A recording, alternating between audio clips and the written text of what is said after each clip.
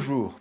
Si j'appliquais à la lettre les propos du ministre de l'Éducation nationale, je me tairais pendant les 2 minutes qui me sont allouées et je demanderais qu'on floute mon clergyman et ma croix pectorale de peur qu'un élève ne soit par malheur influencé par cette chronique.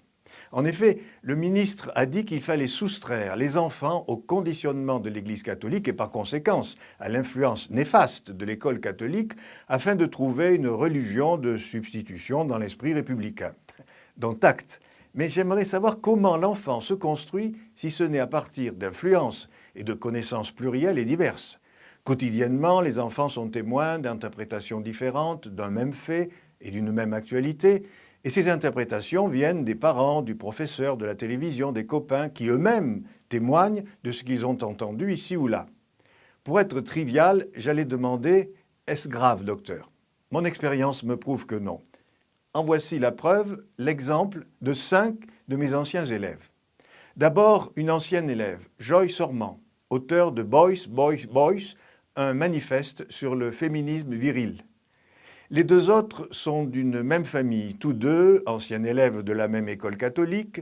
Il s'agit de Charles et de Frédéric Beigbeder. D'un côté, Charles, catholique pratiquant, homme d'affaires, membre de l'UMP.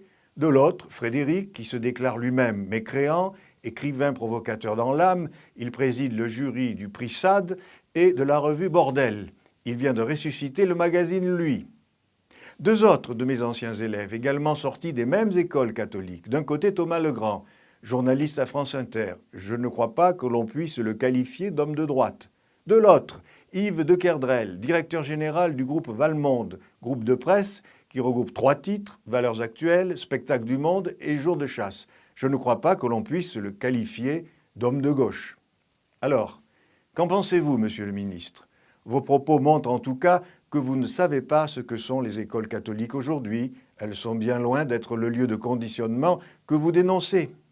Alors certains me reprocheront de ne pas avoir suffisamment influencé ces anciens élèves pour en faire de bons chrétiens, mieux encore, des bénis oui-oui.